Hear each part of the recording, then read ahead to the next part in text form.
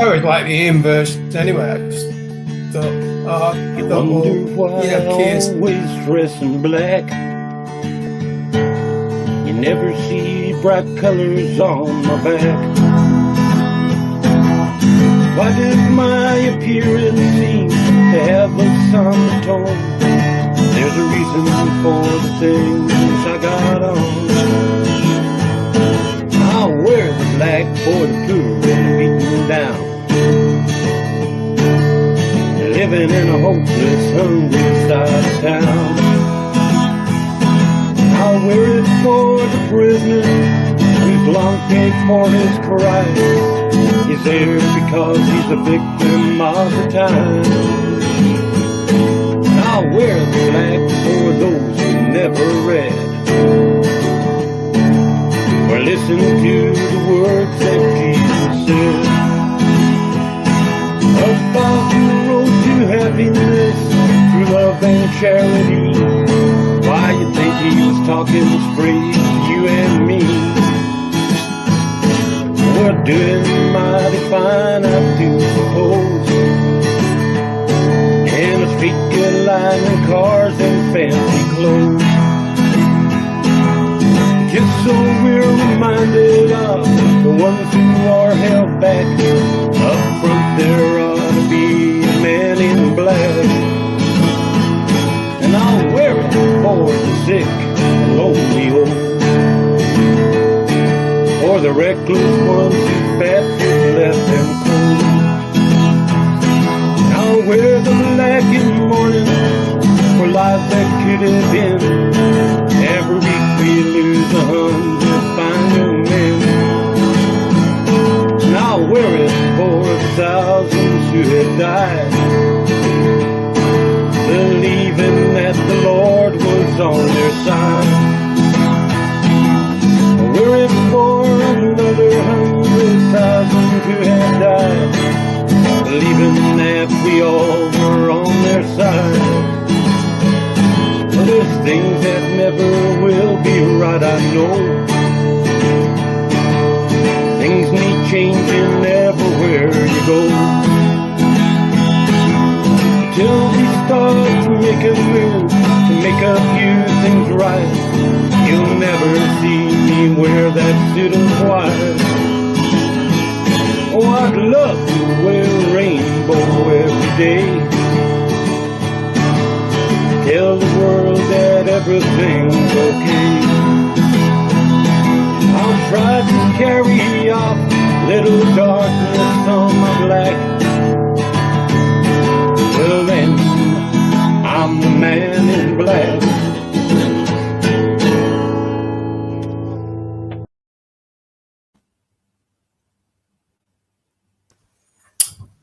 well, good evening, everyone, and welcome eventually to another Man in Black. As you will have noticed, I've been on a short sabbatical, you might call it, but I'm very happy to be back.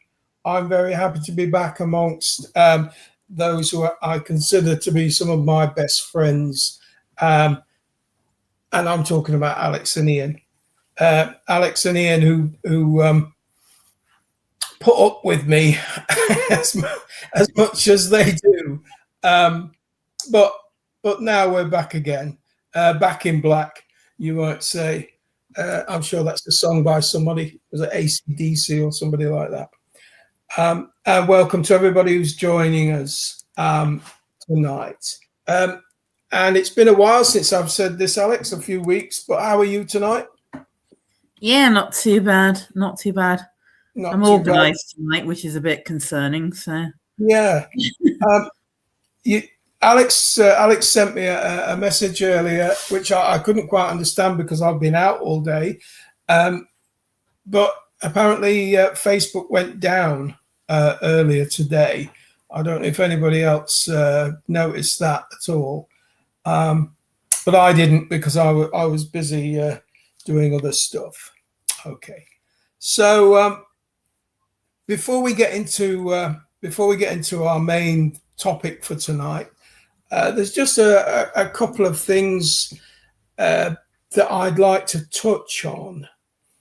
And the first one is, well, it's about what's happening this Sunday. It's happening this Sunday in London, and an event is taking place on Sunday in London called the Great Israeli Real Estate Event. So let's look at the first slide in what I like to call the preamble, which Alex has put together. There we go. Now, this is a similar, is an advertisement for the same organization that is organizing these real estate events. So this is from USA and Canada. I couldn't actually find one for the London event, but there has been quite a furore about this.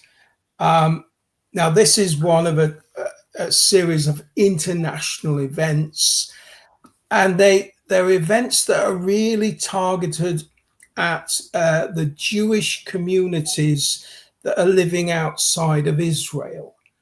And so they've toured this event, as I say, they've toured this event in America, they've toured this event in Canada, and now we're getting treated to the same thing. Now, this event openly advertises the sale of stolen land and property built on that land in the West Bank. Now, many human rights organizations are calling for the UK government to ban sales events such as these. And I have here the words of a spokesperson for Amnesty International, who said, given the significant escalation in speed and scale of annexation measures under Israel's current government, and the rise in state-backed settler violence, it is unthinkable that the UK government could allow an event to be held such as this in the UK that openly promotes activities encouraging settlement expansion. So this event isn't, let's look at slide 2, please, Alex. And this is a slide from a recent similar event. I can't remember if it's America or Canada. It isn't really a property event. It's what you might call apartheid and annexation with a sales pitch. And those words come again from Kristen Benedict, who is Amnesty International's UK crisis response manager. So isn't it honestly really way past time, so far past time that the UK government actually did something to uphold international law, the international law that they claim to support and adhere to? Isn't it time a stand was taken? A stand against Israel's unlawful land confiscation, against the theft of the Palestinians' ancestral home, the theft of their land, the theft of their property, and the demolition of their homes and the brutal settler violence that goes with it. In fact, why does our government, even allow trade and cooperation and investment with Israel? Why does it allow that at all? Isn't it time, way past time, that they actually stood on the side of justice, and human rights, and banned the sale of stolen Palestinian land in the UK? Israeli settlements in the occupied West Bank are illegal under international law. So are we saying that our UK government is actually standing with these people, standing with Basil Smotrich when he said international law does not apply to God's chosen? Is that who we're standing with? Well, all their actions today and to date say yes. This is who we are standing with. People who regard international law as not applicable to themselves. Now, of course, they won't ban this event. They are not going to ban this event, nor future events like this, because in truth, they do stand with people like Basil Smotrich. They do support the violent, apartheid, murderous regime. And it makes me ashamed, quite honestly. It makes me ashamed to be British. How long before they start selling Gaza off? Slide 3, please, Alex. Now, this is a slide I posted as a post earlier this week. How long until the bones of murdered children are mixed into the concrete to build the new Gaza? And will that land be for sale in Britain, as this stolen land in the West Bank is for sale in Britain? So that was the first part, the first issue that I wanted to bring to your attention tonight.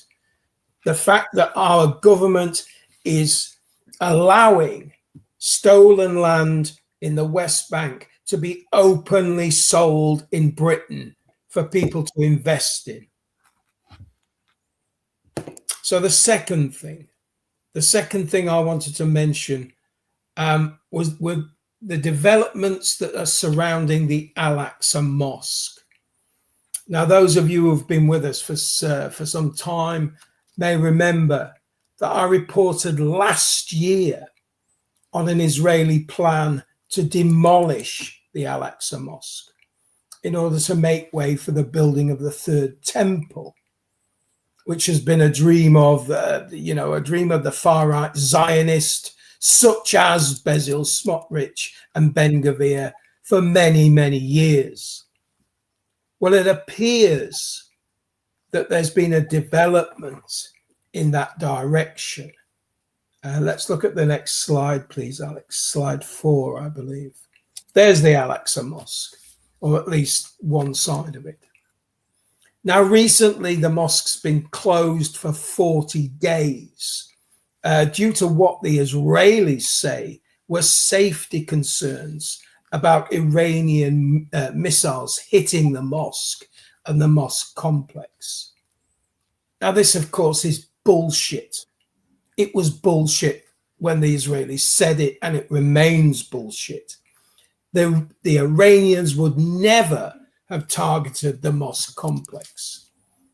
It is, after all, the third holiest site in Islam. It was actually closed to prevent Muslims praying there over Ramadan. And so it was basically an anti-Muslim move by the Zionists, sort of covered up by the lame excuse that, oh, we can't allow people into the mosque. This is the first time that this mosque has been closed since the Crusades. That's how long this mosque has been there. And the first time it has been closed for such a time since the Crusades. But this isn't really what I wanted to report on tonight. What I wanted to bring to your attention was the fact that America is in conjunction, with Israel, putting pressure on King Abdullah of Jordan, who we can see here at slide 5. Please, Alex. The Americans are putting pressure on King Abdullah, who is actually the mosque's custodian and guardian. and they're putting pressure on him to relinquish that duty and hand over the mosque to Israel, who say that they want to turn it into a multi-faith center where Christians and Jews and Muslims can all worship. Now, here's the problem. Here's the problem for the Israelis, basically. As its custodian, as the custodian of this ancient mosque, of this, like I said, the third holiest site in Islam, King Abdullah is sworn to protect it. If anyone threatens the mosque, it is his sworn duty to call a world jihad, a holy war, to defend it. And this is something Muslims of both sects, all Muslims, would unite in. Now, America knows Jordan is militarily weak. America has got bases all over Jordan, and there is a veiled threat that if Jordan goes to war over this, then America would basically crush them. It would crush them at the behest of Israel. But in truth, King Abdullah has no option.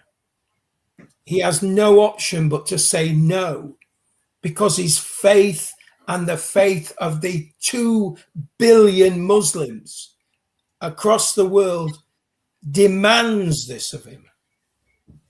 In my opinion, this is a cynical move by Israel to take control of this historic mosque and eventually drive out the Muslims. Now, this is an ongoing situation, but I'll endeavor to keep on top of it. Keep on top of it as it develops. But it's clear, slide 6, please, Alex. It's absolutely clear that Israel's ambitions for the third temple are alive and well. And perhaps the plans now incorporate this building to be repurposed as part of this new temple. But they are still determined, and they are still determined to find any way to achieve this Zionist dream, which may very well pitch the entire Muslim world against Israel. And I hope they do.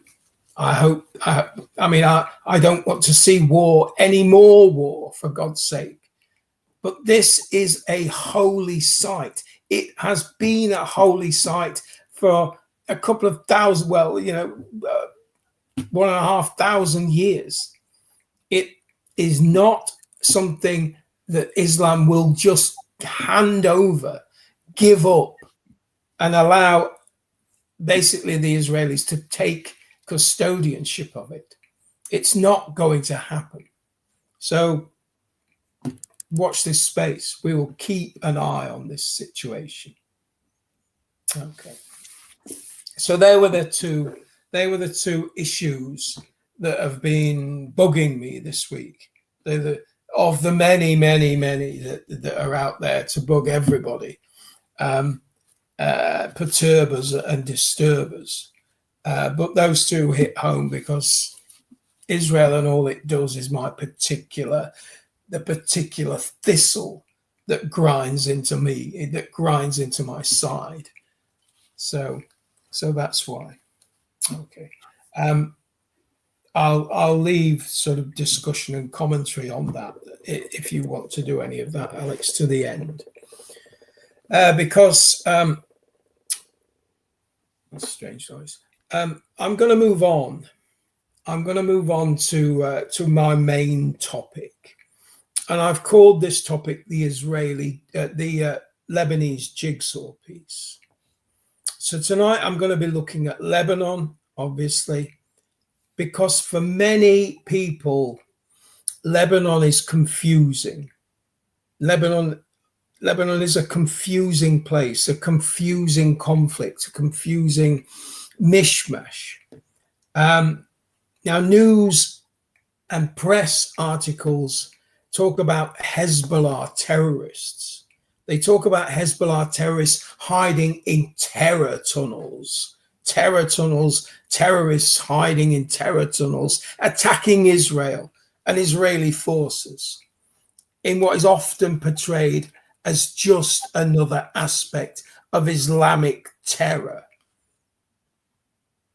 You know, this kind of Islamic terror that wants to destroy Israel, wants to destroy us all, wants to destroy the West. So tonight I'm going to try and explain the background to this conflict, this current conflict, as well as look at what has happened and what is still happening in Lebanon. Now, this is something that is complex. I'll make no bones about that. Lebanon has and always has been a complex issue. But yet, at its root, it's actually very simple. As I'm going to endeavor to explain. Now, since the 2nd of March this year, Israel has launched a ground invasion of Lebanon. It's killed well over 3,000 people, and it's displaced 1.5 million people, which is roughly 20% of Lebanon's population. Israel's bombing campaign. Let's look at slide 1, please, Alex.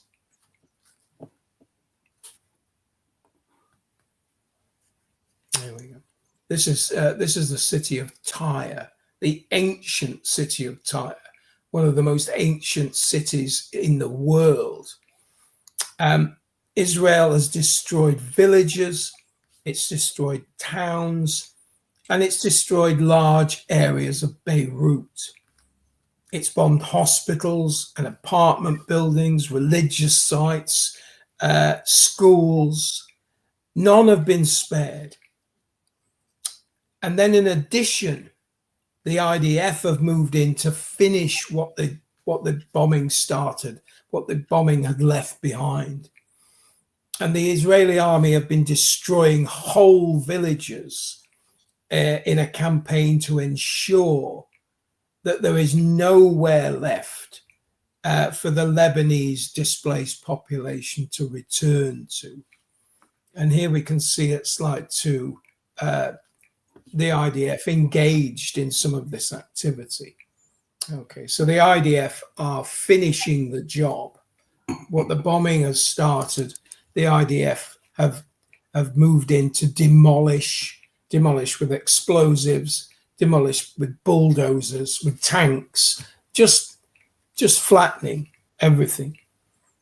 In essence, this is nothing short of the Gazification, if that is a word, the Gazification of southern Lebanon. Israel, of course, I mean, obviously they claim that this is all in the pursuit of Israeli security and the fight against Hezbollah. Just switch the names. Switch the name from Hamas to Hezbollah, and you will understand the kind of tactics that Israel has been using in southern Lebanon. Because they're saying they're fighting, I almost said Hamas. You might as well say the same word. It doesn't matter to them. You might as well say that. They're fighting Hezbollah terrorists in the exact mirror of its actions in Gaza. But the root of all this, the root of what we're seeing actually goes back to the very foundation of Israel, to the 15th of May, 1948, one day after the state of Israel was unilaterally declared. And on that day, Lebanon joined Syria, and Egypt and Jordan and Iraq in what is often called the Pan-Arab Offensive, which was a response to what by the Arab nations, to what they'd witnessed Israel doing, its ethnic cleansing during the Nakba, and the illegitimate, as they saw it, founding of the Zionist state of Israel. Slide 3, please, Alex. And here we can see what Israel calls its war of independence. Now, Lebanese forces played only a limited role in the fighting, but in response, between the 30th and 31st of October, Israeli troops crossed into Lebanon and occupied 15 villages. Now, in one of these villages, Israeli troops carried out the massacre of 58 civilians by herding them into a building that they then blew up. Now, apologies for the grainy photograph. Slide 4, please, Alex. This is a photograph of the sort of aftermath of that massacre. Okay, this is the only one I could find. Now, the Israelis later withdrew under an armistice agreement that was brokered by the UN on the 23rd of May 1949. Now, similar arrangements were reached with Jordan and with Syria and Egypt, which marked an end to this war, this pan-Arab offensive, or this war of independence, depending on what side you come down on. Iraq, however, didn't sign the armistice agreement, and none of the states agreed to recognize Israel as a legitimate state. Now, although Israel technically won this 1948 war, it didn't really consider this victory nor the armistice agreement sufficient.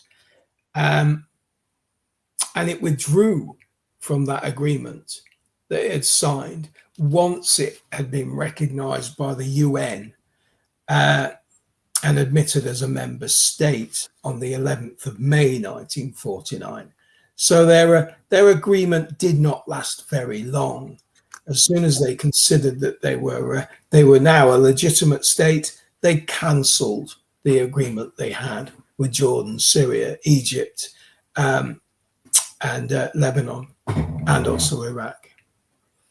Now, Israel then reoccupied what is called the Sheba Farms area, which we can see here at slide 5, please, Alex. There we are. The Sheba Farms is that area there in the sort of just below the main green part. So they occupied the Sheba Farms area in southern Lebanon, and they established the blue line as the new border. Now, it's in the period between 1949 and 1961 that Israel formulated basically its expansionist plans. And those plans were multi-layered. And Israel actually faced several hurdles if it was going to achieve what it really viewed it as its birthright of Greater Israel. Now, firstly, despite having built up its military capabilities to a sufficient level to be able to fend off its Arab neighbors, it didn't really possess the capability to effectively dominate the region. For this, it really needed help. It needed help and it needed protection. And so Israel turned its eyes to what was and what, well, some people say remains the most powerful nation on earth in the post-war period. It turned its eyes to America. Now, Israel had received considerable American funds prior to its independence, you might say, through its network of Zionist sympathizers, through the mafia, and through the limited lobbying and fundraising of the American Zionist Council, which was the precursor to AIPAC. So it had been receiving some funding.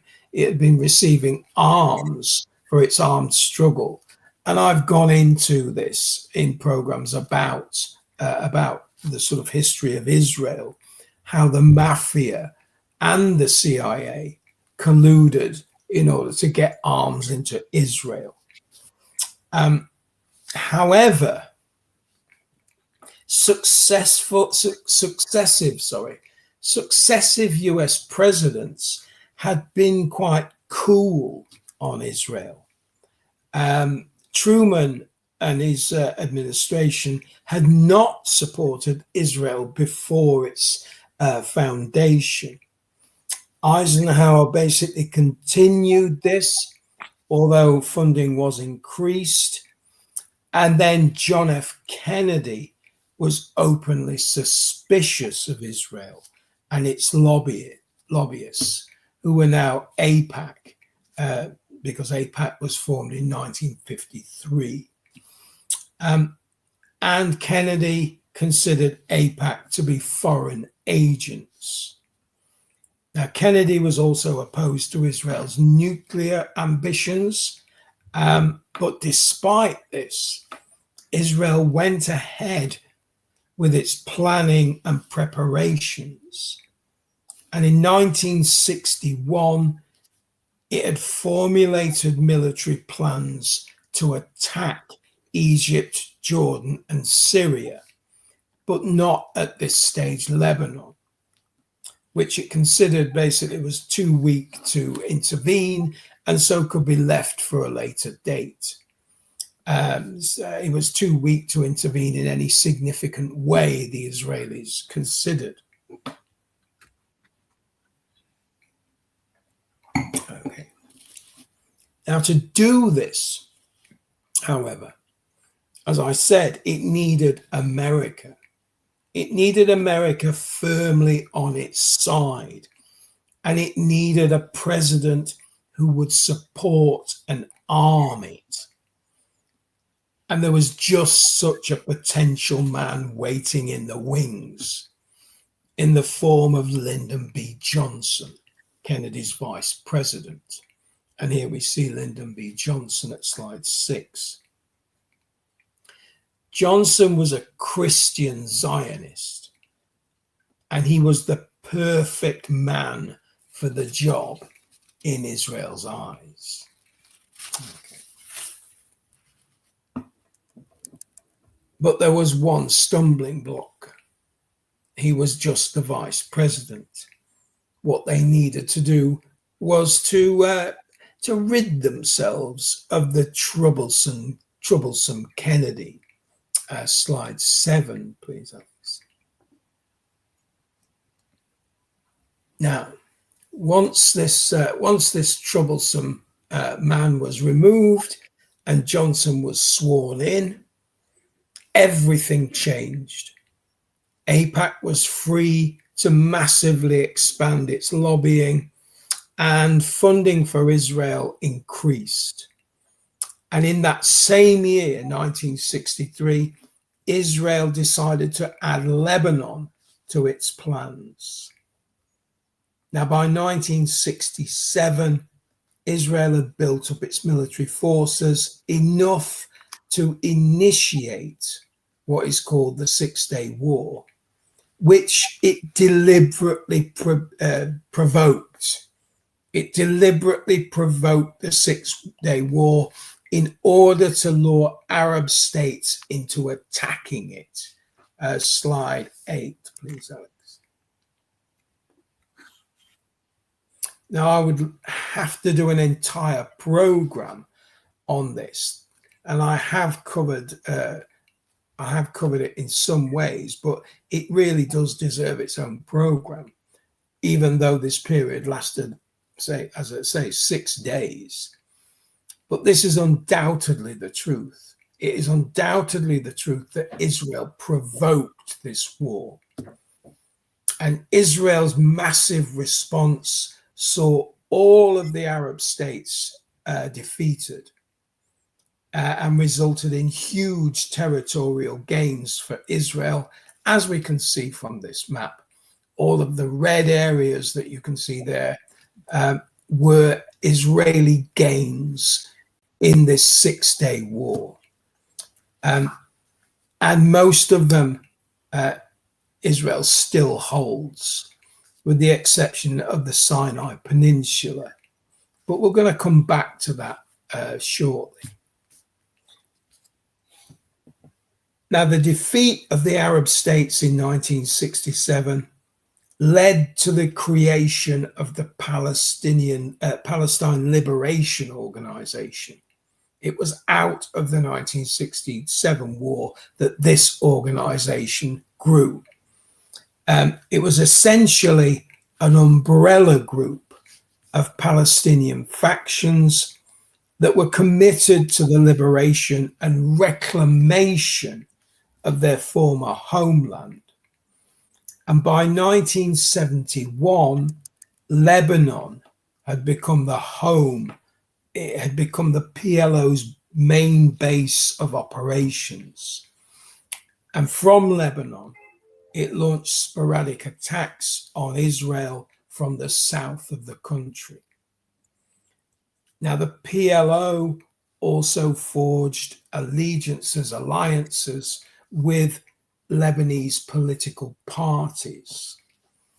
Now, in 1973, there was another attempt by a combination of Arab states to take back the Sinai Peninsula and the Golan Heights. And Israel defeated this force once again. Slide 9, please, Alex. There we see some shelling in the Sinai Peninsula. Now, Israel defeated this force, which was made up of forces from 10 states. Not all of these states were Arab states, because there were Cubans, there were North Koreans, the Cubans and North Koreans both sent forces to support their Arab friends, and they joined Saudi Arabia, Algeria, Jordan, Libya, Iraq, Kuwait, Tunisia, and Moroccan forces in this attempt to liberate both the Sinai Peninsula, the Golan Heights, and the West Bank as we know it now. Now, Israel at this time started to receive massive support from the United States, and the Soviet Union provided support to the Arab side in what was essentially a 3-week war. Now, both sides actually made gains during this war. Israel retained the West Bank of the Suez Canal, and Egypt the East, which the Israelis had actually been occupying. Now, once again, the politics surrounding what we call the Yom Kippur War, those politics are complex. But in reality, it can be perceived as a short proxy war between the Soviet Union and the US, because it was a war in which each side aided the factions that were taking part. Now, after the war, funding for Israel by the US increased dramatically. Let's look at slide 10, please, Alex.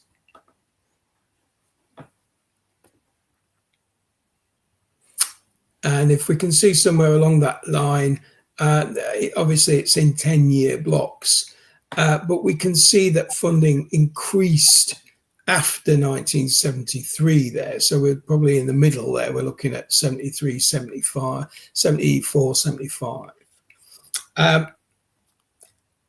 Now, strangely, by today's political landscape, Britain considered and advocated that the only solution to these conflicts that kept arising was for Israel to return to its pre-1967 borders, which is very much, a sort of 180 degrees from where we are now. But the direct and world-affecting aftermath of the Yom Kippur War led to OPEC announcing a total oil embargo on all the states who had supported Israel. And this was, of course, the 1973 oil crisis, which I've illustrated by this slide at slide 11, I think this is, Alex. Yeah, sorry, no gas. And that was very much the situation. Now, the oil crisis of 1973 saw the price of oil rise by 300%. This was dramatic because supplies dwindled and dwindled and dwindled. And so the world price of oil rose by 300%. And this lasted until March 1974.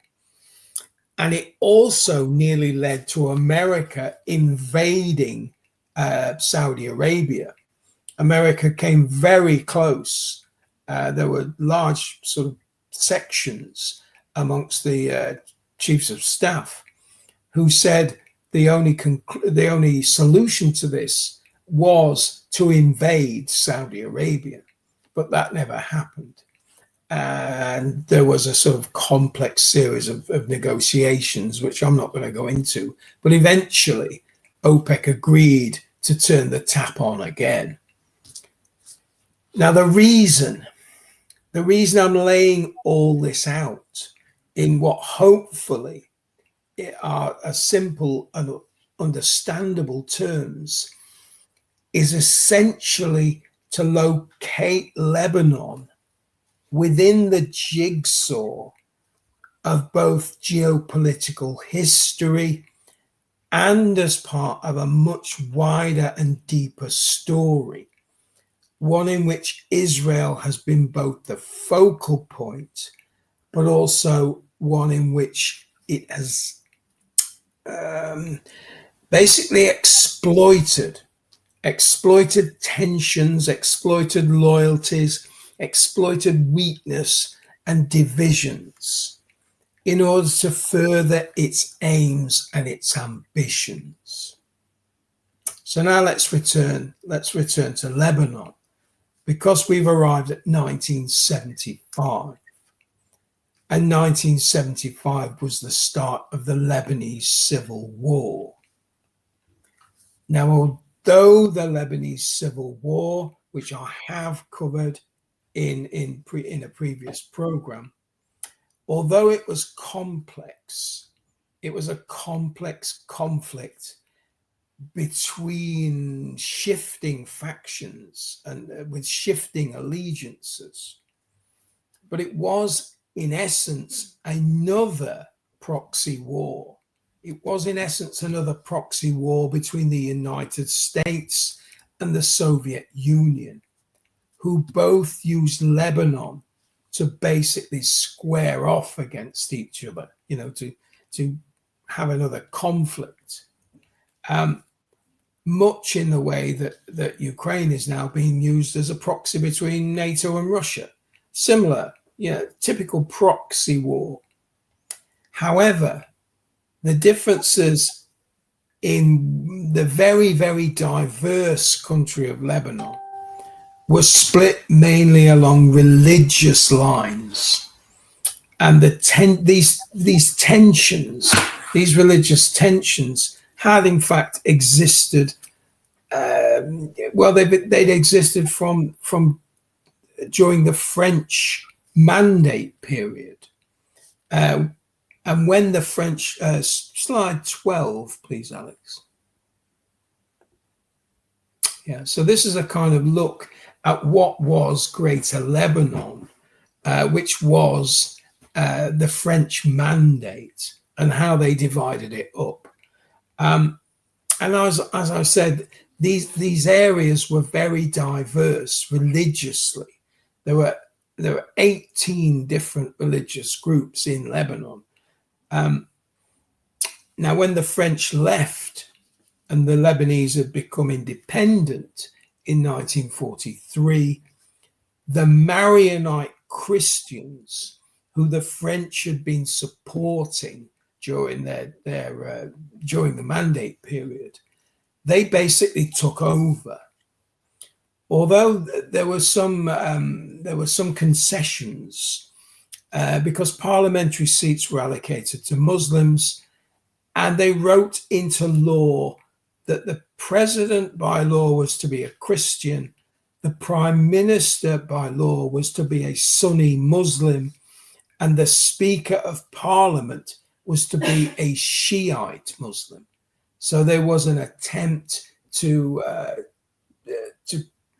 placate all sides so that everyone had, or all the major religious groups had, a political voice within Lebanon. But demographically at this time, the country had changed. The demographics of Israel had changed after Israel drove out hundreds of thousands of Palestinian Shiite Muslims who fled to Lebanon during the Nakba.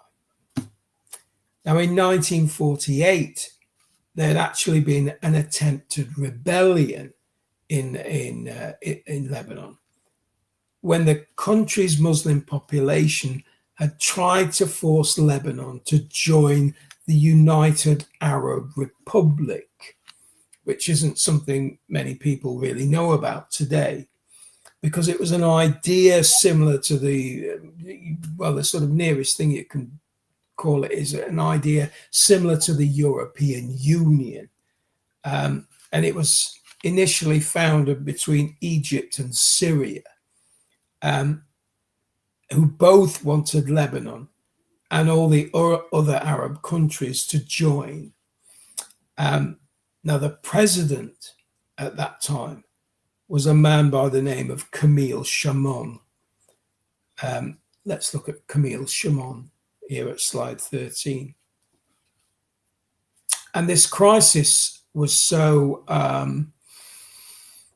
the crisis was of such a level that Chamon actually asked the United States for help, claiming that communists were trying to take over the country. But the US declined to get involved. Now, eventually, Chamon was able to quell this rebellion using the Christian Phalange militias. But these tensions remained high. And when in 1979, Chamon eventually lost his grip on power, an extremist Maronite Christian, a man by the name of Suleiman Frangieh, was elected as president. And with his election, the factions in Lebanon started to become increasingly militant and increasingly militaristic. Slide 14, please, Alex. Now, this is a poster from that time promoting the Lebanese Arab army. And these were just one of the many, many factions.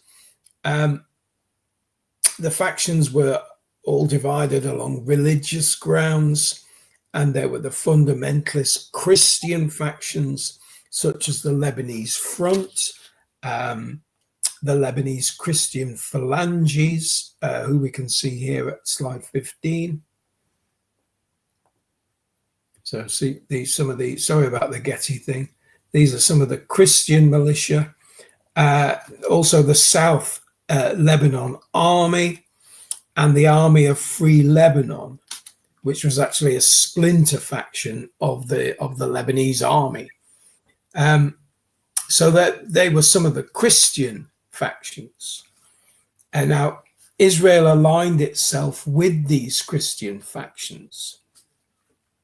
Now opposing them were the pan-Arab Muslim groups, such as the INM, the Lebanese National Movement, and a whole collection of left-wing Arab militias, which were all led by a Druze leader named Kamal Jumblat, who we can see here at slide 16. So the Arab and Muslim factions were led in a kind of loose coalition by the Druze.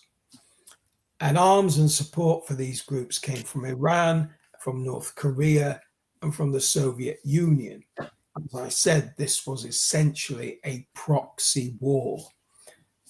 Now, the Druze in this complex mix eventually swapped sides after the assassination of Jumblat, which the Druze blamed on the Muslim militias. And Syria became involved in order to try to suppress the PLO, who were actually supporting the Muslim militias against Israel. And then the US became directly involved, and the US used its naval power to shell Muslim areas of Beirut. And they also sent in troops on the ground. Israel decided to invade. Israel invaded in 1978. Slide 17, please, Alex. And here we can see some Israeli troops in Beirut, surprisingly sporting British equipment. So we weren't quite so fussy who we sold that equipment to. So at this time, the UN sent in a peacekeeping force known as UNIFIL. Now, that stands for the UN Interim Force in Lebanon. And they were sent in to apply pressure to the Israelis to leave and to try and establish government control, to try to stabilize the country. Now, by this time, the Israelis were besieging Beirut, and they were besieging the PLO in the suburbs of Beirut. And the PLO eventually agreed. The PLO eventually agreed to leave Lebanon, and they went to Tunisia, or at least most of the leadership did. They relocated to Tunisia. Now, with the PLO mostly gone from Lebanon, a new group arose from the Shiite side, and this was Hezbollah, which was an Iranian-backed Shiite militia to start with. Now, Israel, their invasion had pushed the Arab militias out of the south, and Israel was effectively in control of half the country. And Hezbollah were mostly confined to the Bekaa Valley and in the east, and southern Beirut in a more scattered way. And there was a tense standoff, really, that was in force. Then a new president was elected, Bashir Gamal. He was elected, and Gamal was the leader of a group called I can't remember what it's called. Kataeb, I think that's. They were a Christian militia political sort of wing. But when Gamayel was assassinated on September the 14th, 1982, a whole new wave of violence erupted across the country. And it was during this time of this new wave of violence that Israel carried out the Shatila refugee camp massacre, killing thousands of Palestinian refugees. Slide 18, please, Alex. Okay, so these are just a few of the thousands of Palestinians that were killed in Shatila camp by the Israelis. The camp had previously been under the protection of the PLO, but with the PLO gone, it was fish in a barrel. And that's exactly how they carried the massacre out. They surrounded the camp and basically just mowed everybody down. Now, the UN Security Council, in response to this, passed Resolution 425, requiring Israel to withdraw its forces from most of Lebanon. Now, in the face of UN troops and the US, Israel eventually complied in 1985, leaving the South in the hands of one of their allies, the South Lebanese Army. Slide 19, please, Alex.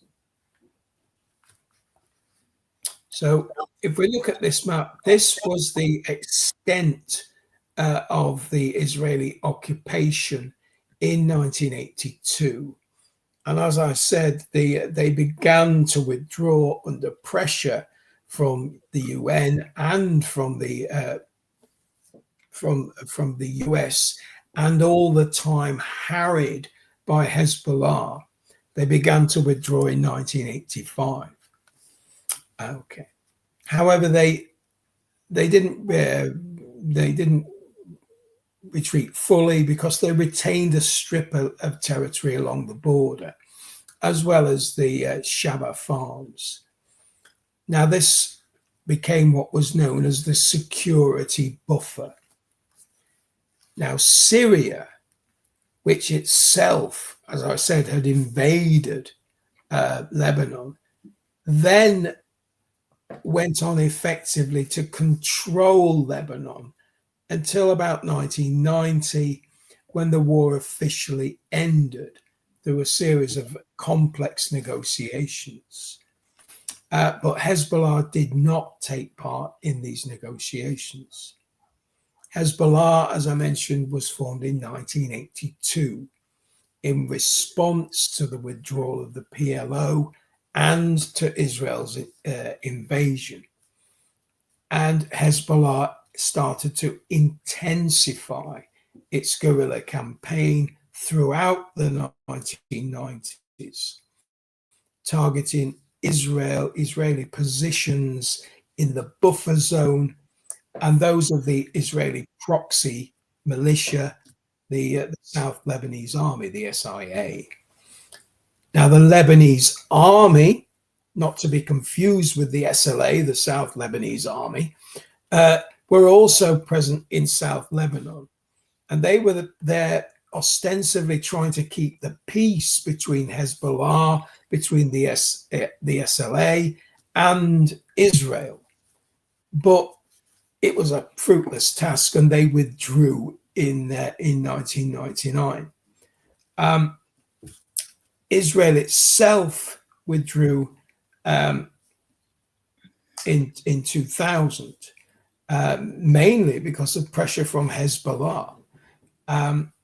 and it withdrew from its buffer zone back to the old blue line boundary, which we can see down there at the bottom of that picture. Now, the South Lebanese army, as I said, had also withdrawn the previous year in 1999, which effectively left Hezbollah in control of the whole of southern Lebanon. But obviously, this being Israel, its withdrawal behind the blue line didn't actually constitute a ceasefire, and Israel continued to bomb what it called Hezbollah positions in the Bekaa Valley and in South Lebanon. And it basically kept up that bombing, all the way through everything that's happened since. It's continuously bombed parts of Lebanon. Now, in July 2006, Israel launched, it sort of licked its wounds and gathered itself together and launched what's called the 33-day war. Slide 20, please, Alex. Not very impressive. There's just some troops moving into position during that war. And it launched this 33-day war against Lebanon, ostensibly because Hezbollah abducted 2 Israeli soldiers in a cross-border raid. And the aim of that cross-border raid was to capture people in order to exchange them for a man called Samir al-Qantar, a Hezbollah leader, who the Israelis had captured several years previously. And here we can actually see him being captured. Slide 21, please, Alex.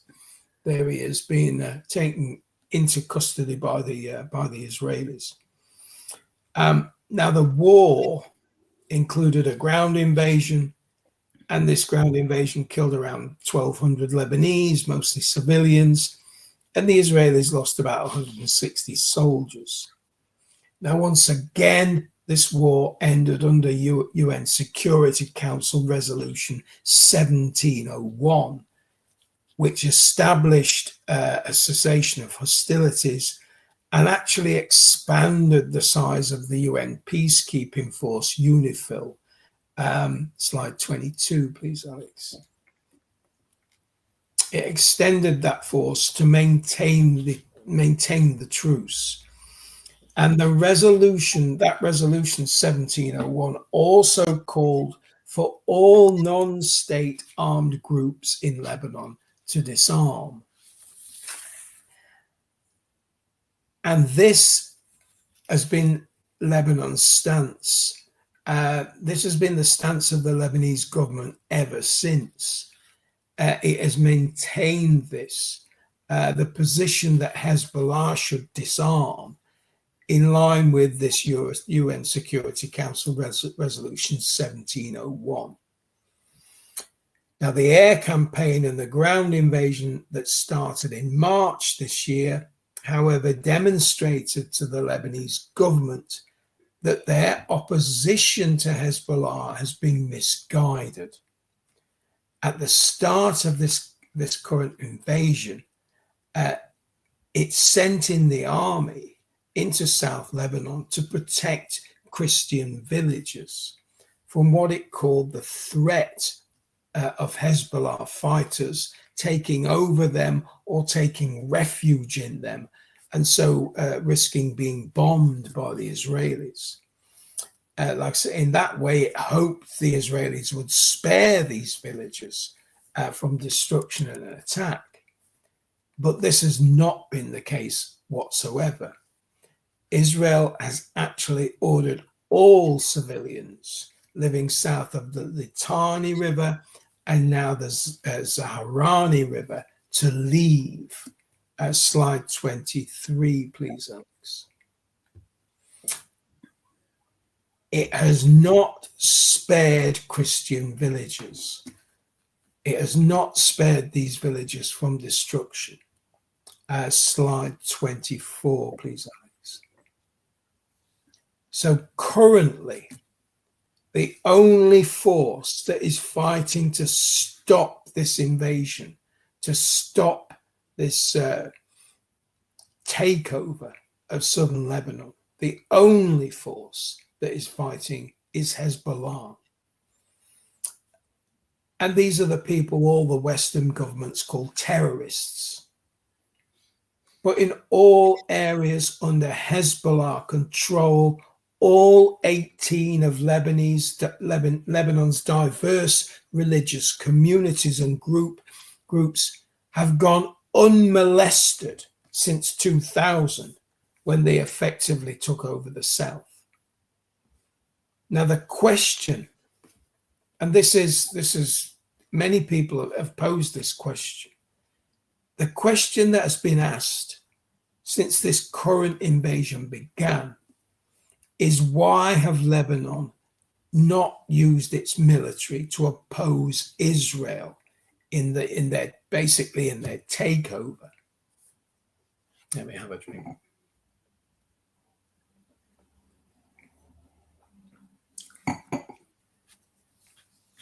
Well, the answer is basically that the Lebanese military is basically structurally incapable of protecting the country. They possess no air defenses. They've got no air defense systems. They've got no interceptor missiles. They've got no radar systems that are capable of tracking Israeli jets. They've got no aircraft capable of defending against Israel's F-35s. In fact, Lebanon's air force only consists of a few old helicopters, which are all grounded for lack of spare parts. And they've got 6 A-29 Super Tucano aircraft. Slide 25, please, Alex. They've got 6 of these. Absolutely no match for a modern fighter jet whatsoever. It was designed as a trainer aircraft, but has been modified into a military role. Britain used these to train pilots. So that's what they've got. It's not a lack of bravery. It's not a lack of unity that prevents the Lebanese fighting back. It's because they have been systematically denied the means to do so. Since 2006, the US has provided more than $3 billion to the Lebanese army, but only in the form of light weapons, in the form of small arms and vehicles such as the Humvee. And some aircraft maintenance fund to keep these things flying. Lebanon's military is subject to a special agreement called the Taif Agreement, which was signed in 1989. And this agreement was signed with the US.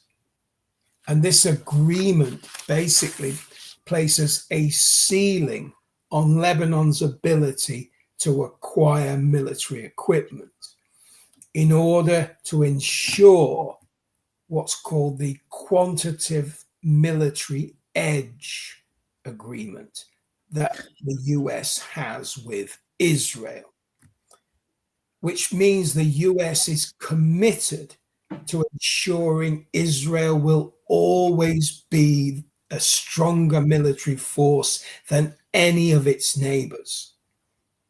Now, when Russia offered Lebanon back in, when was it? 2008. When in 2008, Russia offered for free to give Lebanon MiG-29s like this at slide 26, offered to give Lebanon modern fighter aircraft. The US blocked this deal. The US stopped Lebanon acquiring these things for free. And when Iran offered air defense systems in 2010, Lebanon was forced to decline that offer under direct US threat. It's abundantly clear that Lebanon has been kept militarily weak, but not only militarily.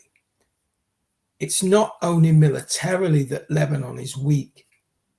Lebanon has been in an economic crisis since 2019. There's been a banking collapse, and Lebanon is the third most indebted country in the world, with 48% of its GDP needed to meet interest payments alone. So Lebanon is not in a position to strengthen its military, even if the US would allow it to. Lebanon is basically trapped between a set of impossible demands.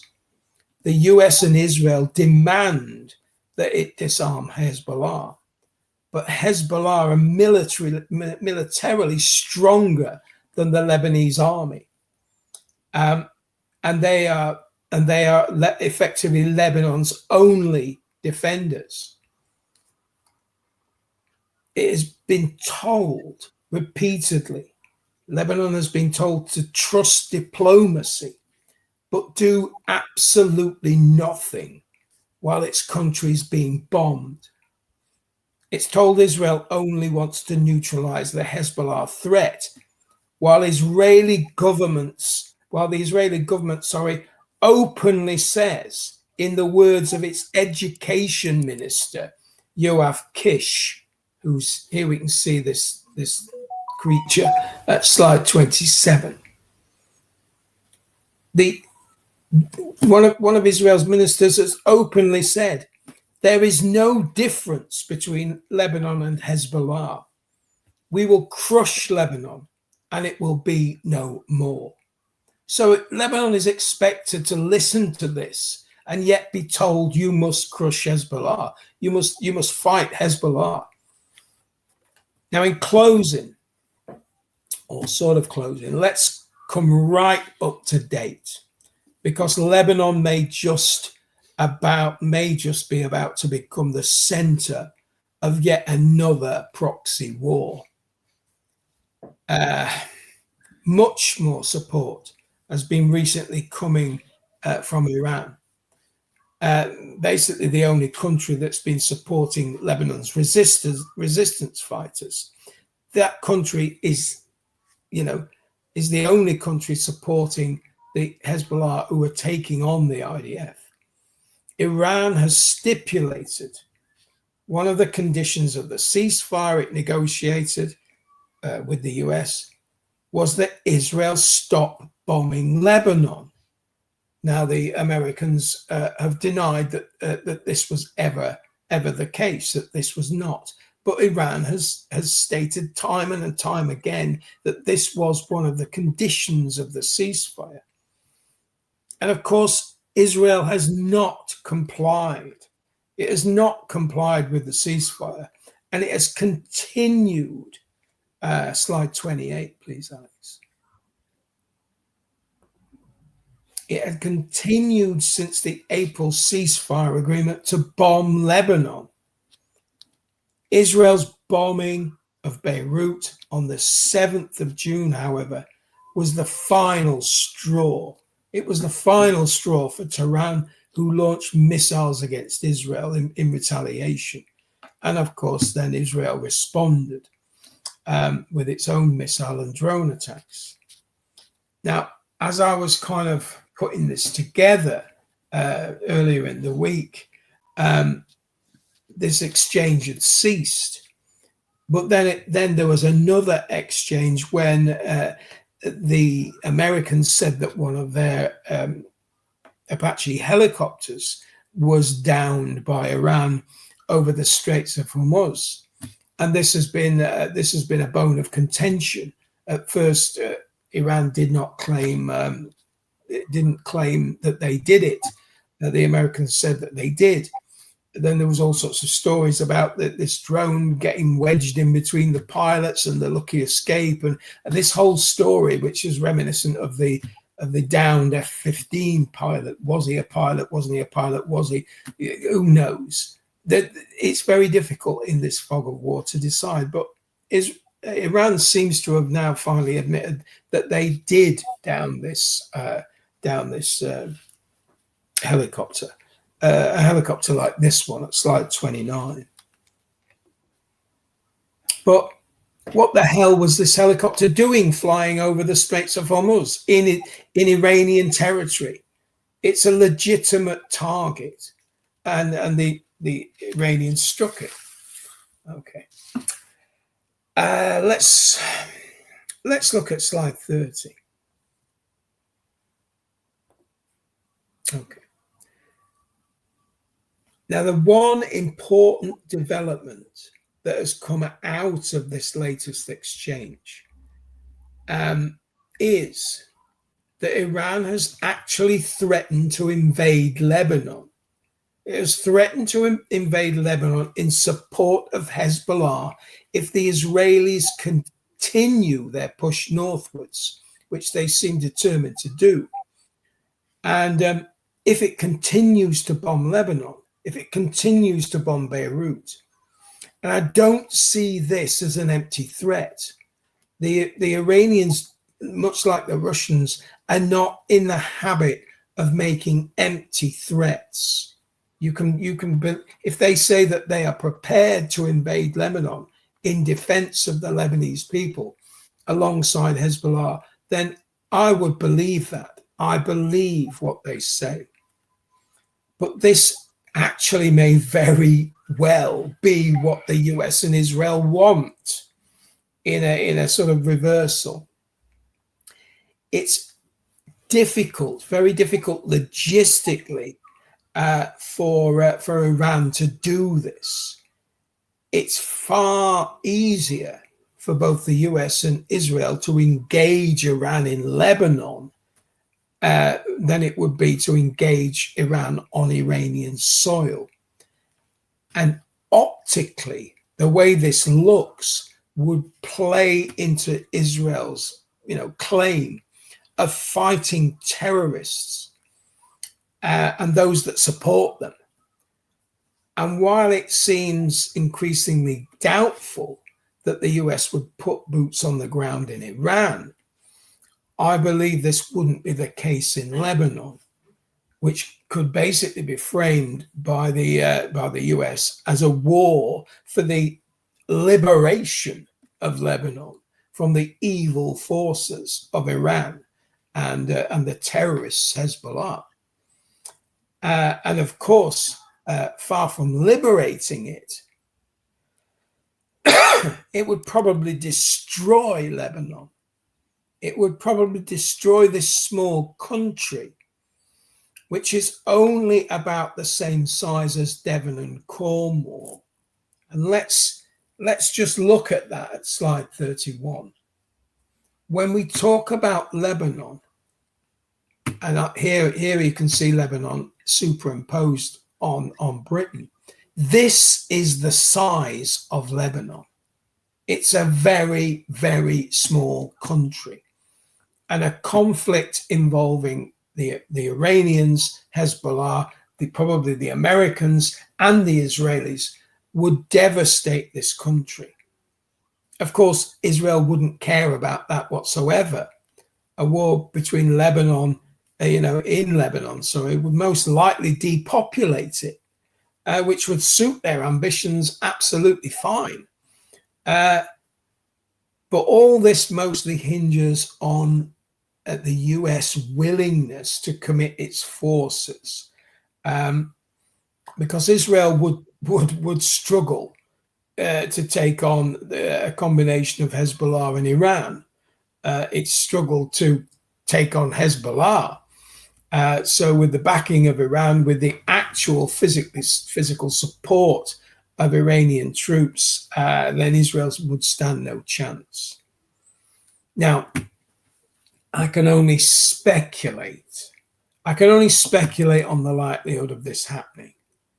But it's clear that Lebanon can't be separated from this wider conflict. Slide 30, please, Alex.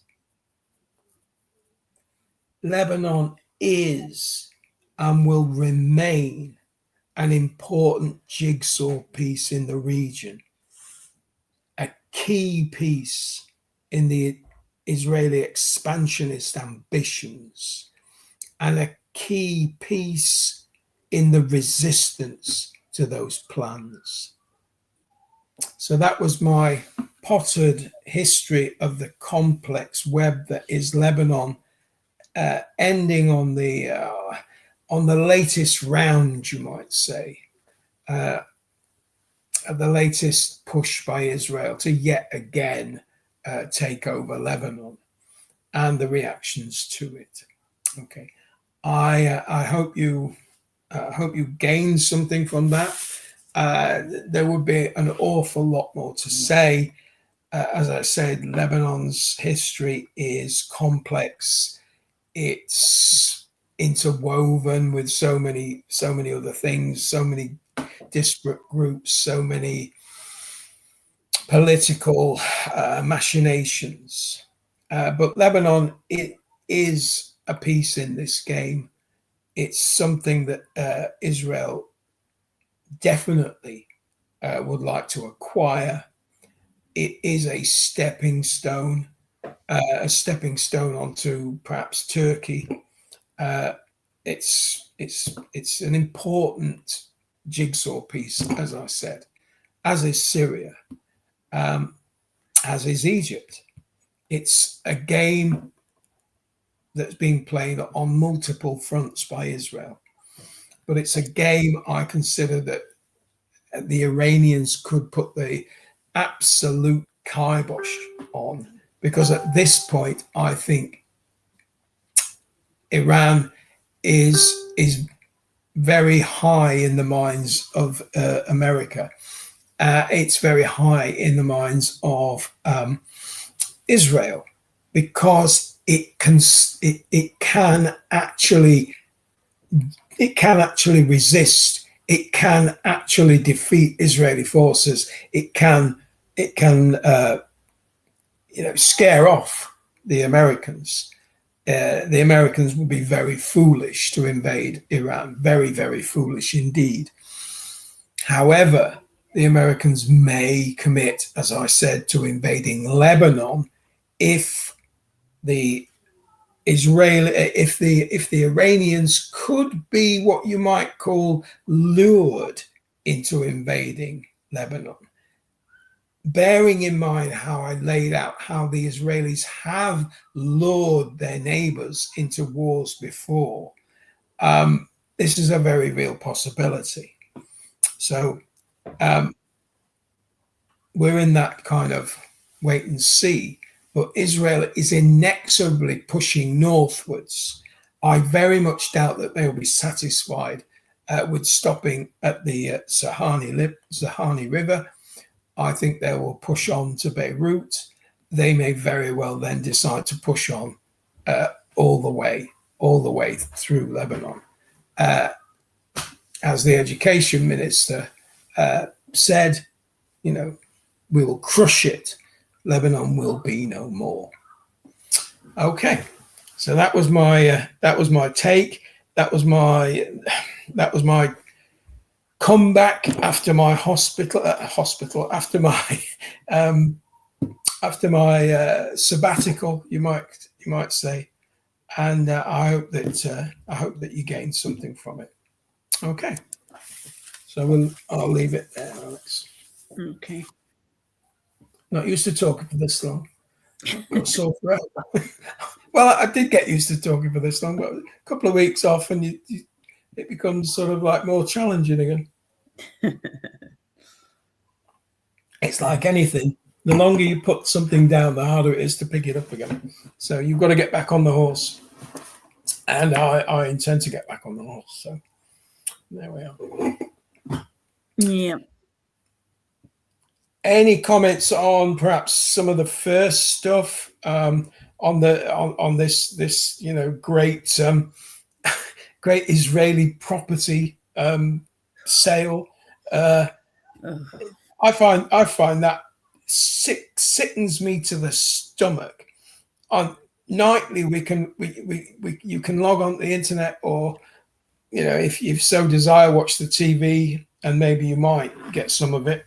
Obviously, not on the BBC, but you can see the Israelis. I mean, they've recently burnt down an entire Christian village in the West Bank. You can see them blatantly backed by the army, armed by Ben Gvir, gave up every settler had gone. You can blatantly see them expanding, taking over territory. And that very territory is what's up for sale in London, for God's sake. I want to know how, when I bought my flat, the hoops I had to jump to prove I was who I said I was, to prove, and the other way, when I sold the house, the evidence I had to present to prove that I owned the house that I was selling, and who I was to prove who I was, to prove where I got the money from to buy the house. Yeah. And they can just sell things they don't own, that they can have no legal deed to, because they don't own them. They've stolen them. They've been very clever. Well, not clever. Clever's hardly the word. What Israel did is said that obviously, remember, prior to 1940, prior to about 1920, this was all part of the Ottoman Empire. Now, the Ottoman Empire was it was administered very well, and people had land deeds, and there many Palestinians have land deeds going back to that time. But Israel passed a law saying that none of these land deeds were valid anymore. So, firstly, they kind of dispossessed the notion that Palestinians had ancestral land, and then secondly, if you breach one of the conditions that they set about development, like you put one stone on top of another in the West Bank, if you're a Palestinian, you can then be dispossessed of that land and thrown in jail. So that's some of the legal ways they've set about doing it, but mostly they just take it. They take it by force of arms and throw people off their land, and if they resist, they're killed. And well, only 3% of charges of murder against Palestinians by Israeli settlers ever go to court or ever get heard by a judge. Most of them are just, no, we dismiss that. It's self-defense. But that's their law. The laws they make the law and then say the law is on their side, as the song goes. But they make the law. That is not British law. That is not UK law. No. And London comes under UK law. Now, under UK law, you can't sell a house if there's a fucking property dispute for a metre of land in your garden. You can't sell a house unless you've got the windows you've put in signed off. You can't. No, under it doesn't apply. UK law, you wouldn't be able to sell a house that is claimed by somebody else with legal deeds, even if it was under a form of thing. So why did they get away with doing that in the UK? Yeah. And not only that, it's the land is recognized. It's the settlements that are already there, of which some of the properties that are being sold in these settlements are illegal under international law, which our own government claim to adhere to. And but yet we allow this sale to go forward. There is some, it's not all in the West Bank. There's some in East Jerusalem, but it's the majority is stolen Palestinian land, stolen Palestinian property, in the very same way that Israel stole it, has been stealing it since 1948.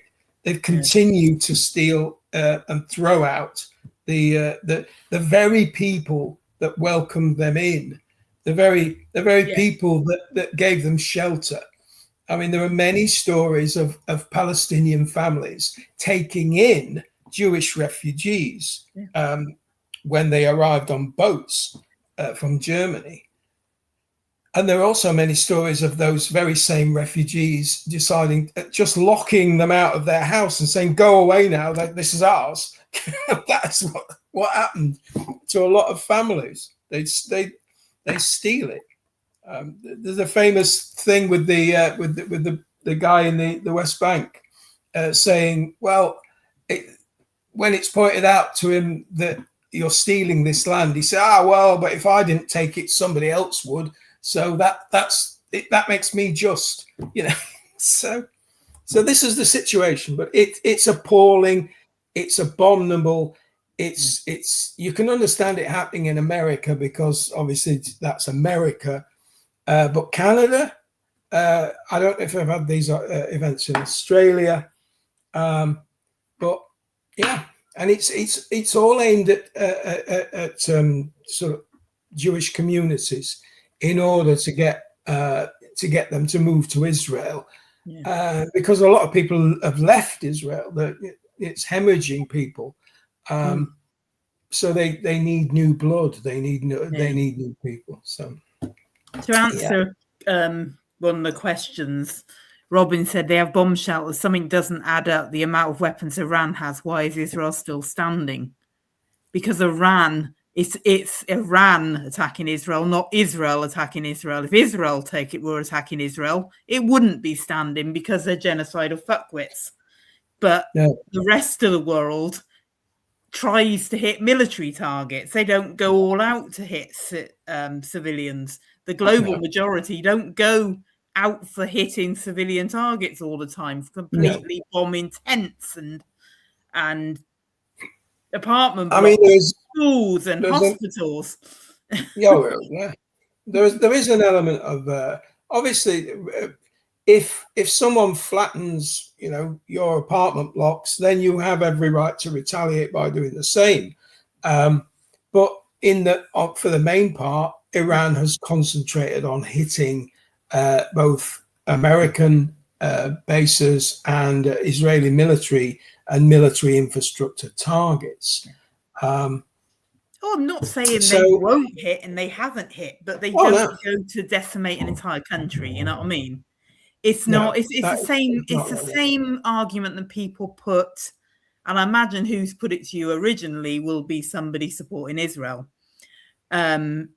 Fair enough. I imagine it would be people putting it originally would be somebody supporting Israel, because it's the same argument that's put against, how has come Russia? It's the same. Russia are down to shovels and using chips out of washing machine. It's the same argument. Well, if Russia can't even take Kiev, why is Ukraine still there? If Russia can't beat Ukraine, they can't take out.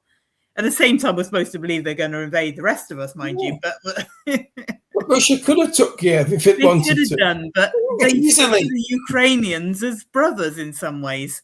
They don't. The Ukrainian people they see as, you know what I mean? They see them as brothers. Exactly. There are many Russian-Ukrainian, famous Russian-Ukrainian people. Well, there used to be until they started taking their statues down. Well, yeah. But I mean, Zelensky himself, is a Russian speaker. Many Ukrainians are Russian speakers. During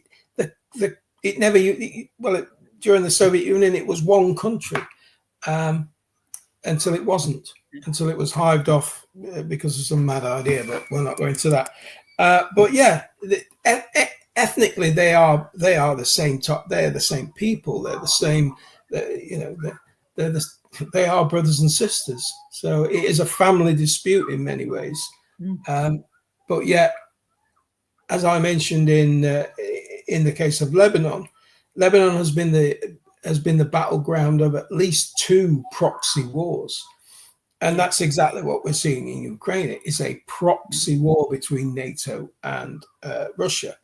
The Ukrainians just happen to be the sort of face of the hammer that is being used to try and beat them with, unsuccessfully mostly. So, yeah.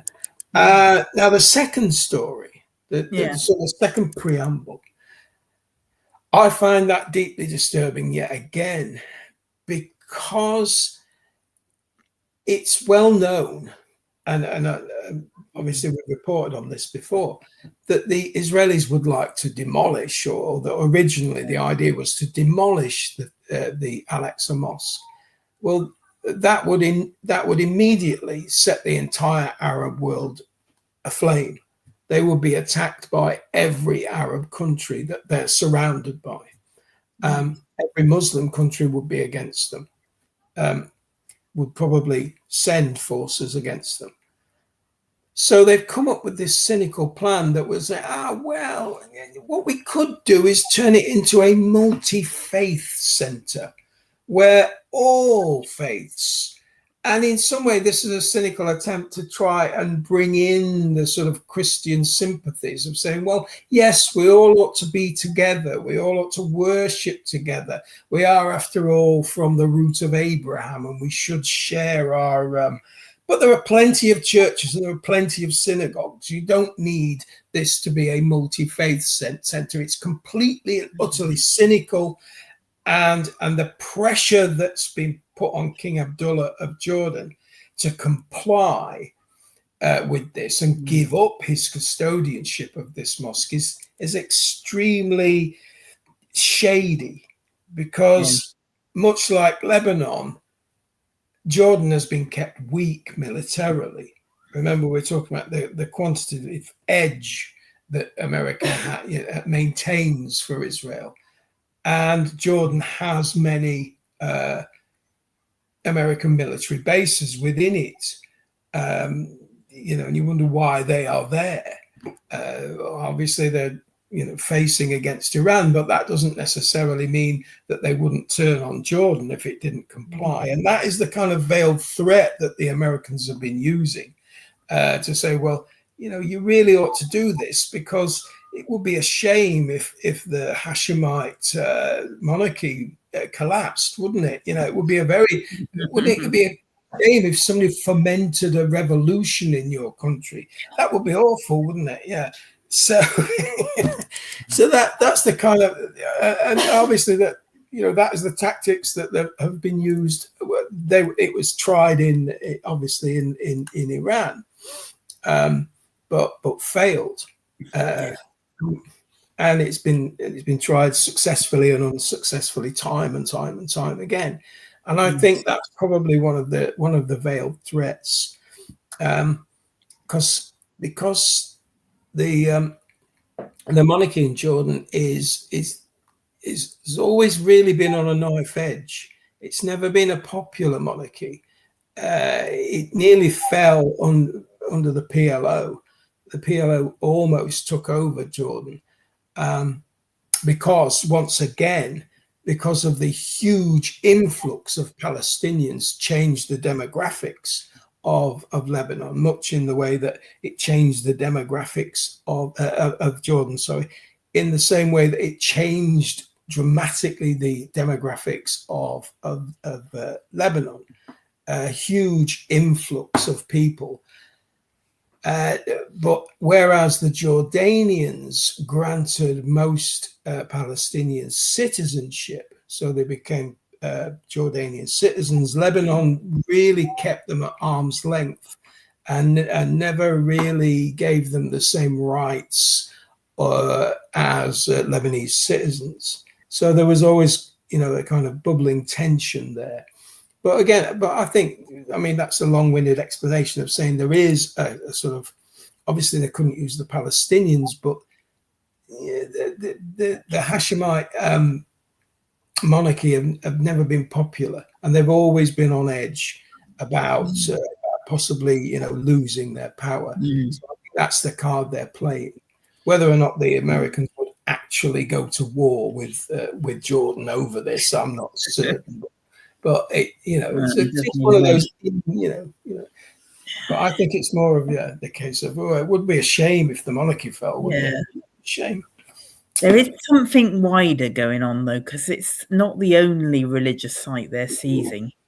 No. They're apparently been seizing a number of religious sites in the area. even to some of the places they're attacking. I mean, Tyre, like you say, the history behind Tyre and it's biblical. It goes It back is a biblical to thing, yeah. it's a biblical city, and they were I hitting can't the remember Christian. what It was a Christian quarter of it they were hitting, but there's some of the places they're seizing beyond that, even back to as I was mentioning on Tuesday night, and back to Crusader castles and things. But there's a lot of religious sites among that as well. yeah. And it The whole seems Middle like East is deliberately. yeah. I mean, I know there's plenty around anyway in the area Mm. because of its history, but they seem to be going out of their way to seize a number of them. Yeah. So, Oh, yeah. You've got within the kind of, I wouldn't call it a devil's deal that Netanyahu made, because obviously he allied with the political forces that were the closest to the Likud party, but in Smotrich and Gavir, their parties are far to the right of him, and they're both essentially fundamentalist religious parties. Jewish Power, I can't remember what the name, what that's the one that Gavir leads, and Smotrich again. Much of their philosophy is based on kind of fundamentalist ideas. So you can see that. I mean, why would Gavir come out and say things? Not Gavir. Yeah, it was Gavir who said, well, it's a really quaint tradition that we've got. Of spitting on Christians, and Christians should feel honoured to be part of this tradition, really, and you shouldn't see it as a bad thing. Yeah, right. it's just a traditional thing we do. I mean, you can equate it with the slamming of the door in Black Rod's face. I mean, it's that sort of tradition. Yeah, It's just utter nonsense. Utter nonsense. But I don't know. I think Lebanon has not yet. It's not yet come to fruition. It's got a great potential to be a flashpoint, because it's very clear when you look at what Israel are doing. It's very clear that their ambitions are for the whole country. It's very clear that the final ambition is to expand, is to Gazify Lebanon and take it over.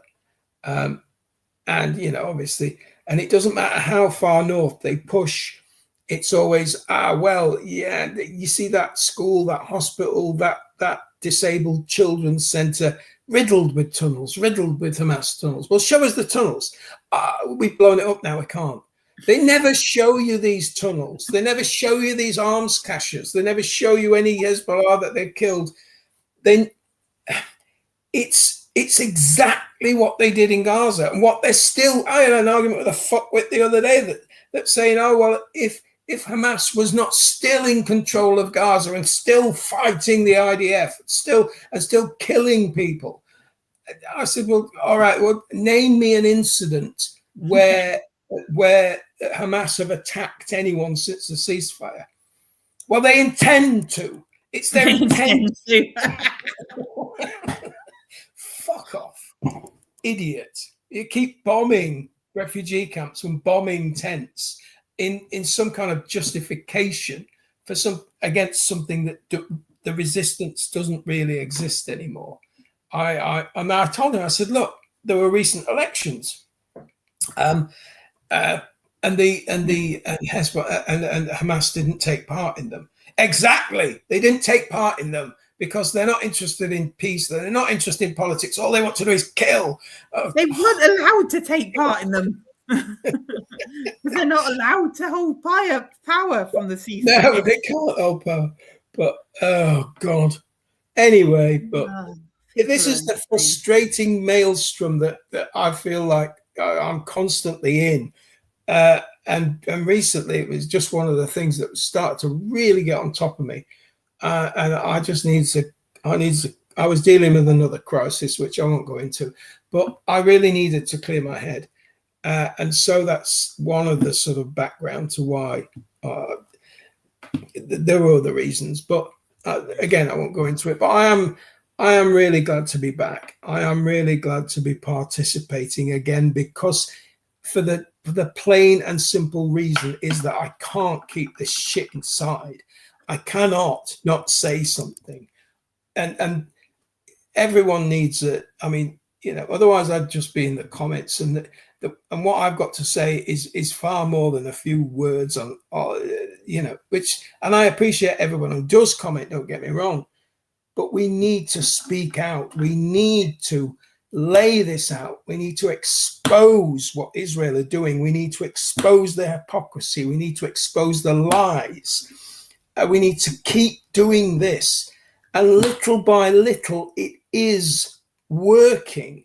The vast majority of the public are no longer on Israel's side. They have seen Israel for what it is. Even America, the tide has turned amongst ordinary Americans. And this is heartening. It's good to see, and it's only because of the determined efforts of people with a far bigger platform than what we've got. Some very, very great people who constantly expose. But so they are the great artists. But it doesn't mean to say that we can't practice our art as well. It doesn't mean to say that we can't call these things out, that we can't bring this up, because every voice counts. Every voice counts. Every comment counts. Everything counts in shaping the world's opinions and in exposing the truth. That's how I feel. And I could no longer keep silent, so I had to come back. So there we go. I said to somebody the other day, they said, I wish I could explain things like you and Ian and Goren do. And I said, it's not about being able to explain things. It's about reaching the point when you cannot stay quiet anymore. Yes. Yeah. Yeah, because and I'm not saying any, I'm not saying about how anybody does explain things or anything else, but that's what gets people on shows. That's what gets people here. It's reaching that point when they cannot stay quiet anymore. You're absolutely right. We've all got to that point. Yeah, and that's why we constantly try to encourage new people to come on. Yeah, and none of them at first, nobody comes on with just bounds on with confidence and masters it and says this is like a fully formed thing. It's something that you gather it to you, and you find your voice, and you become you become unafraid. I mean, I've said time and time again, I support Palestine action, and I'm not afraid. I don't care if the police kick my door in and drag me off to jail, because that will vindicate the fact that this is a completely unfair, unjust, and in my opinion, illegal way of treating people. It is a breach of human rights. It is a breach of the rights of free speech. And those people who gather together, that's a breach of freedom of assembly if you arrest them for doing so, just by using the cynical terrorist laws, which were never meant for that purpose. They were never meant to arrest old ladies with cardboard signs. They were meant to put pressure on genuine terrorist groups. And so many people now, so many groups have been labeled terrorists that it's beyond a joke. We cannot separate freedom fighters from terrorists anymore, because the government decides, not you or I. The government decides who's right and who's wrong. And even when the courts rule against them, they still carry on because they're appealing it. Well, we'll keep the punishment beatings going until morale improves. That's basically the way that they're doing it. You will comply. You will do what we say. Otherwise, we'll use the full weight of the law against you. And that Starmer's always talking about that. We'll bring the full weight of the law against you. Well, it's a pity the full weight of the law wasn't brought against you, my friend. And I will be glad to see the back of you. Not that the choice of Andy Burnham, a similarly cast Zionist, will change the situation. But I live in hope, probably mostly false hope. But that's just the way it is. Politics never changes anything. It's not meant to. But we can find out. No. There we go. Okay. Right. Okay. Well, I think I've said just about all I want to say. And unless you want to, say some more, Alex, then I'm happy to draw it to a close there. Yeah, I mean, the only comment I've got on the whole rest of it, because I was trying to follow along with what happened, I think it's like you say, it's simple and it's complicated at the same time. Yeah. And so I was trying to keep thinking that the only comment I've got is why ? And just say no. Because why do they allow America to tell them what they can and can't do? Why do they allow Israel to keep that superiority? If they're sanctioned to high heaven anyway, if they're indebted to high heaven anyway, it's never going to be made better by kowtowing to the states. No. You know what I mean? People just don't. It's like taking your bowl, like Oliver Twist, more. Can I have some more? No, fuck off. And that is the relationship that many of these states seem to have with America. Many of them potentially, obviously very rich countries. And talking of riches, obviously just off the Lebanese coast, there's some lovely gas fields, lovely, full of nice gas. Included in the line, in the southern line, that they all down there. Of course, yeah. Just accidentally, I'm sure. I didn't mention that. The line that extends right out into the sea, that one. But that one, yeah. It's because you can't say they don't have money to, and I'm not a big fan of arming and rearming and buying weapons and nuclear deterrence or any of that crap. But when you're in that situation, you're being targeted eventually for Israeli takeover because you wouldn't be being kept down otherwise. Exactly. You know what I mean? If Hezbollah can find the money for arms, then Lebanon could find the money for arms. It's somebody at the top, just like Jordan, just like all of them, somebody at the top at the end of the day will take the backhander to keep themselves in power. And it may not be a financial one. It may be all above the board in the sense of it maybe all be openly on the books because it may be in aid, it may be in whatever, but they will take the backhander to keep their own power. Yeah. The same as you're saying in Jordan, the same as Hezbollah withdrew all of the puppet states around there. Hezbollah withdrew completely from Lebanese politics because they didn't want. Obviously, they're condemned as terrorists by the Western states, and so in order to add legitimacy to the Lebanese government, they withdrew and said we won't participate because then you can be the legitimate voice in the eyes of the world, So there was a kind of, there's a very good agreement, but then the UN come out and say, well, you must disarm all non-state groups in the country. And then the pressure comes on from America. So you must keep fighting Hamas. But as I said, you must keep fighting Hezbollah. But there has come, and it's almost a point of realization, almost, but more public realization, that Hezbollah are the only ones defending Lebanon. And why would you deliberately try and disarm and attack the only people that are trying to, save the land from conquest? It doesn't make any sense. So the only reason you do that is if you want the land to be taken over by conquest. But there's such a pattern, and I'll just make this my last point because I know you were trying to bring it to a close. No, it's fine. No, because I don't mind going off on a tangent again. It's all right. I think it's winding down, but then we can wind it back up again whenever.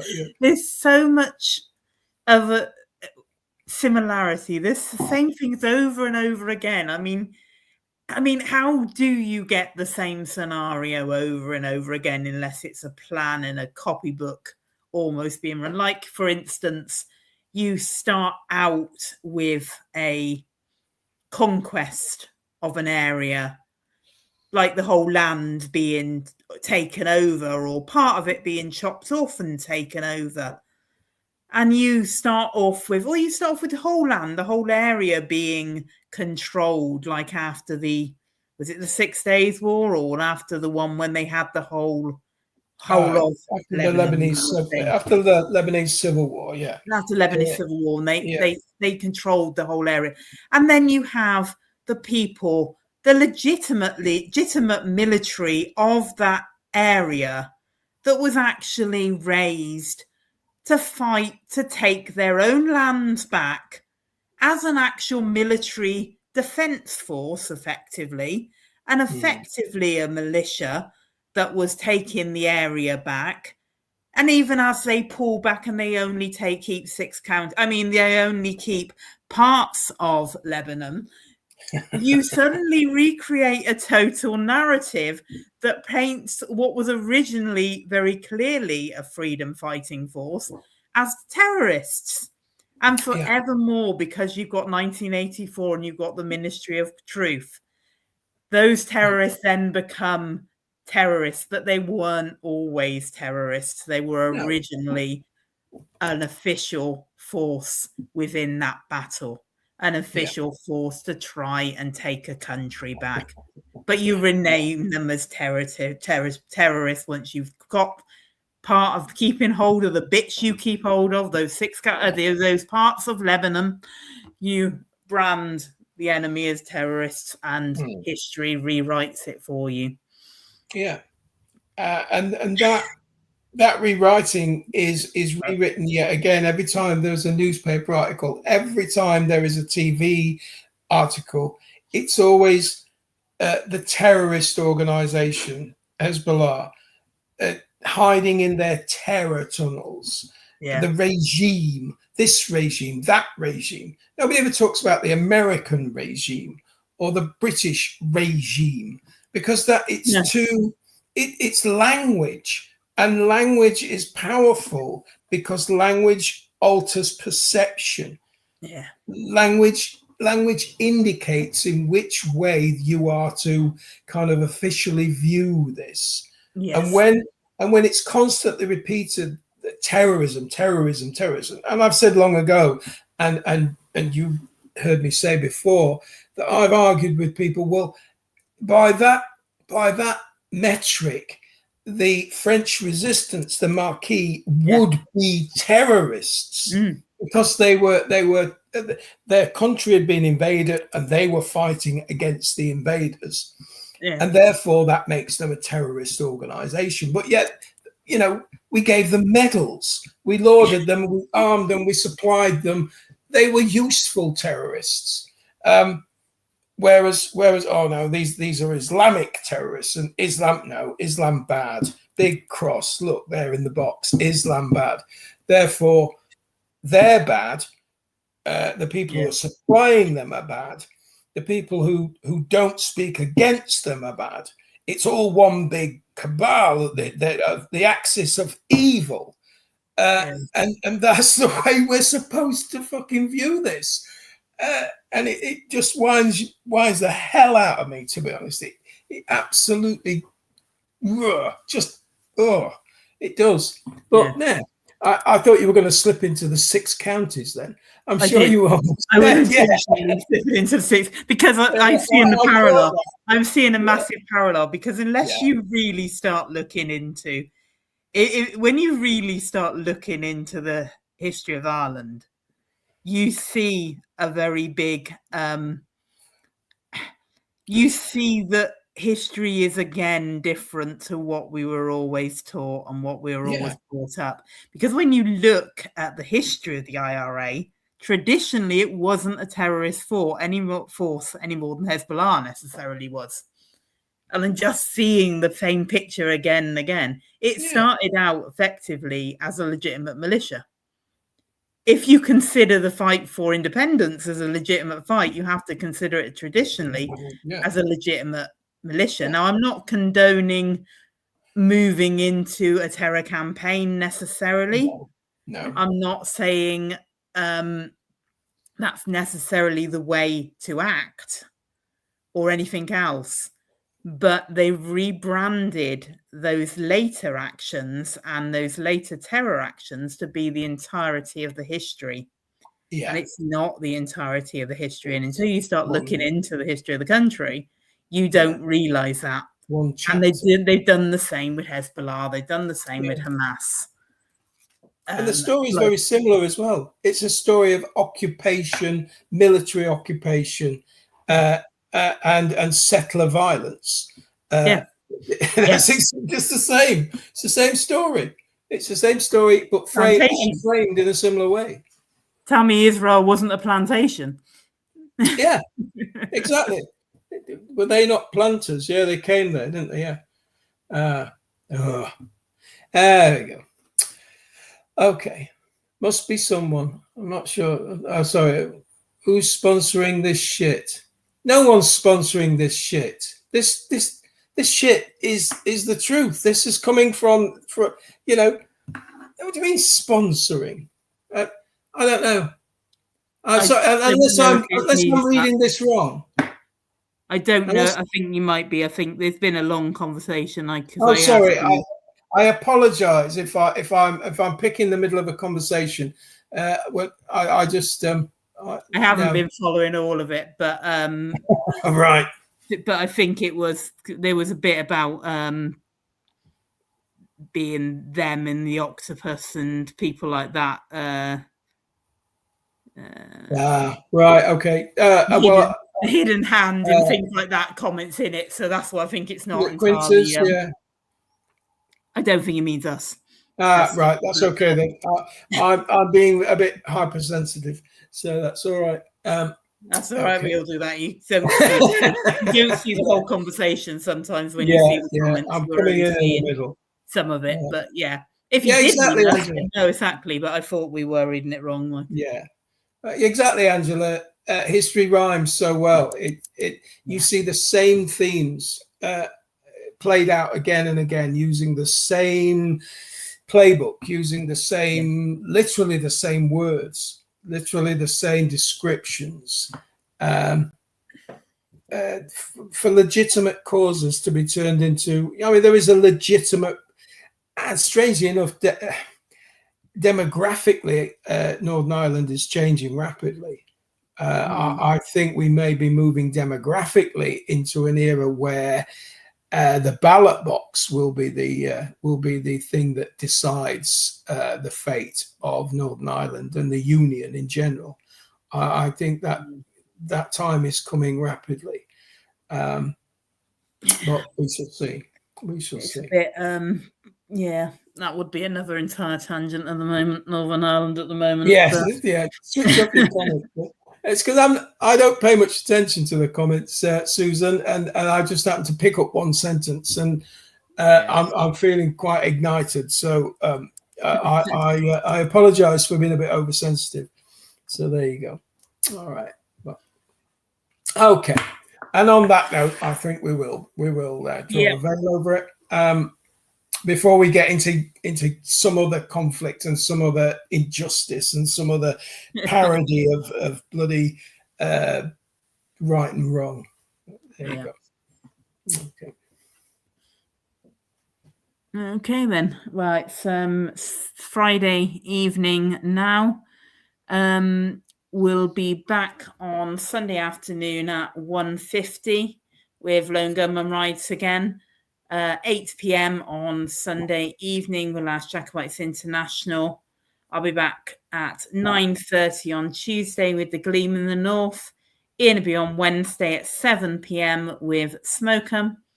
And I haven't actually asked you if you are carrying on from here or whether you will be back.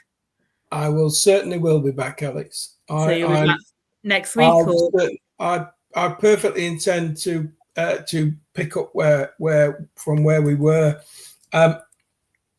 Perhaps not so much on the international. Sunday nights were becoming a bit strained, and lately I've had a lot of commitments. But I think you and Angela are doing an absolute sterling job on there.